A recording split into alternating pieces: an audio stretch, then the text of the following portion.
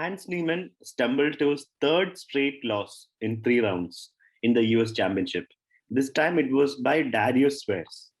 Darius played d4, Hans played knight f6, c4, e6, g3, bishop b4, bishop d2. And the bishop goes back, bishop g2, fianchetto with the bishop, d5, knight f3, castles.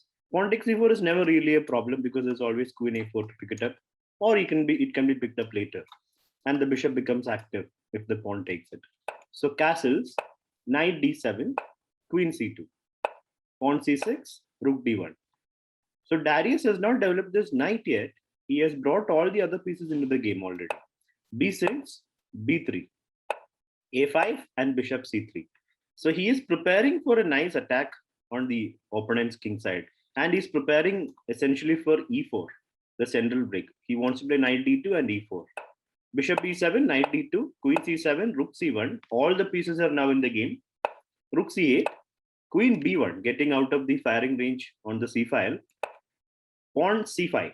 Black gets a central break first, but pawn takes, bishop takes, and e4 comes. So here, pawn takes d5 was possible, but that would just keep the bishop inactive. And we would just play bishop b2, and the game continues.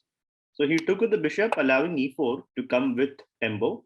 Bishop b2, bishop b7 and bishop b2. Queen b8. e5. Now the knight is kicked away from its perch. The bishop had already moved so that knight d5 doesn't come with tempo. Knight d5 and knight c4. White is heading to the beautiful d6 square. Queen a8.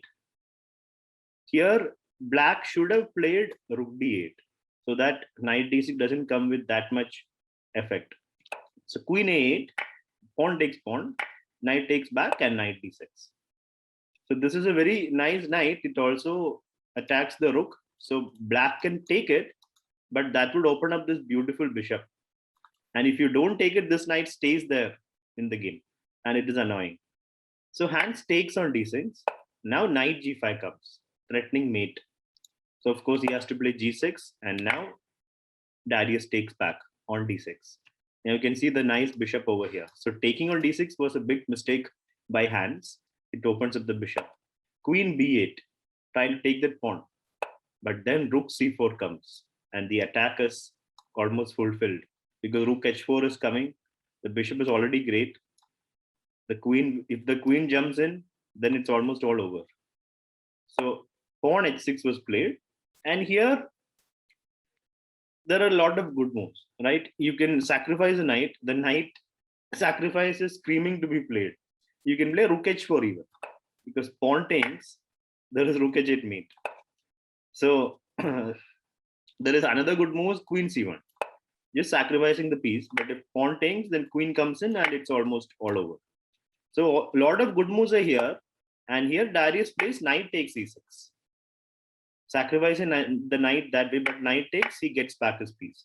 He goes for safety, basically. He does not sacrifice for free. He gives up the piece and then gets back the piece. And now queen b7, basically white is up by one pawn, but that pawn is very strong. The rook is attacked, but first he plays d7. So if queen takes rook, we take on c8 and queens.